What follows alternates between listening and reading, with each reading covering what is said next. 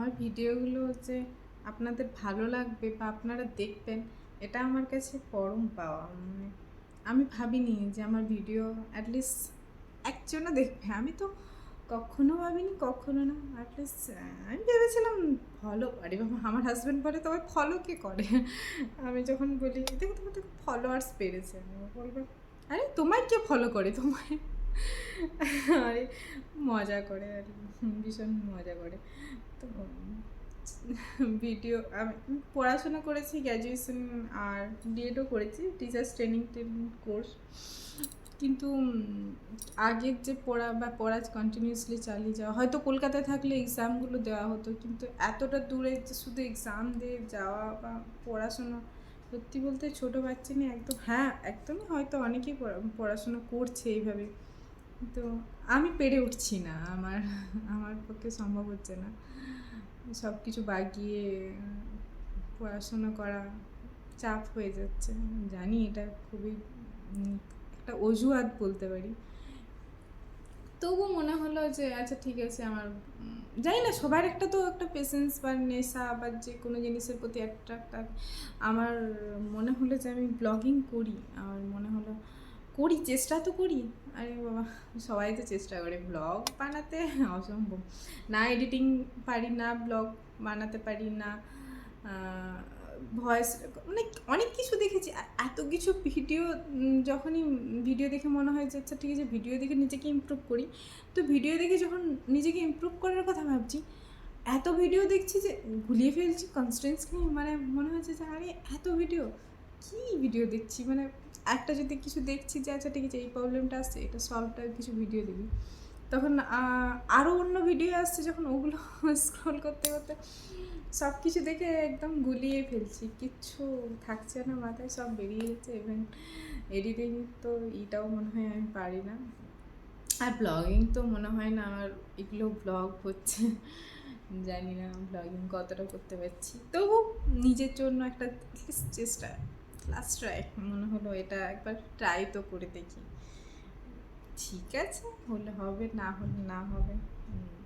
সব মেয়েরই আমার মনে হয় যেন চেষ্টা করা উচিত, না আমরা স্ক্রল করে যাই ফেসবুক ভিডিও, হোয়াটসঅ্যাপ বা ইনস্টাগ্রাম, ইউটিউব, তার থেকে নিজে একটা নিজে, আরে ঠিক আছে আপলোড করে দিলাম, তাতে জিরো ভিউজ আসুক না, কী আছে, জিরো ভিউজ আসলে আসলো, কেউ না দেখলো না দেখলো, আপনি কনস্ট্যান্টলি করে যান 6 মাস বা কন্টিনিউ করে করে করে গেলেন। আচ্ছা যদি মনে হয় যে হ্যাঁ এখানে কিছু হলো হলো, না হলো না হলো, আপনি ভিউজ দেখার দরকার নেই। হ্যাঁ এটা এটা খুব, আমি হয়তো বলছি যে ভিউজ দেখার দরকার নেই বা সাবস্ক্রাইবার দেখার দরকার নেই, কিন্তু এগুলো হয় না, না মনে হয় কি আরে দেখি দেখি কতগুলো সাবস্ক্রাইবার হলো, আরে দেখি দেখি কতগুলো ভিউজ হলো, এটা হয়ে যায়। এটা চ্যানেলটা যখন খুলেছি সবাই বলে যে ভিউজ দেখার কী দরকার বা সাবস্ক্রাইবার কী দেখার দরকার, আপনারা ভিডিও আপলোড করে যান। আমারও মনে হলো যে আরে আমি আমি আমার ইউটিউব চ্যানেল বেশি দিন আমি অন করিনি, আমার 3 মাস কি 4 মাস সামথিং হবে আমি ইউটিউবে ভিডিও দিচ্ছি, তার আগে আমি ভিডিও দিতাম না। তো মনে হলো একটা নিজের জন্য কিছু করা তো দরকার। এখানে অ্যাকচুয়ালি দিল্লিতে আমি কী বা করে নেবো, এখানে সম্ভব নয় এখানে কিছু করা। তারপরে ভীষণ আমার 3.5 বছরের, আপনি দেখেছেন হয়তো আপনারা, যে আমার একটা মেয়েও আছে, ছোট মেয়ে, 3.5 বছর এজ বয়স, তাকে সামলে কিছু করা হয়ে ওঠে না। এই দুপুরটা সময়টাই হচ্ছে যেটা আমি পাই, মানে যদি কিছু হয়তো ঘুমোনো বা আদার্স কিছু কাজ থাকলে করে রাখি, এই শুধু দুপুর টাইমটাই আমি শুধু নিজের জন্য হতে পারে সময় পাই, বাকি আমি আর এমনি সময় পাই না নিজের নিজের জন্য কিছু করব বা নিজের কিছু করার সময় পেরে উঠতে পারি না, করে উঠতে পারি না সময়।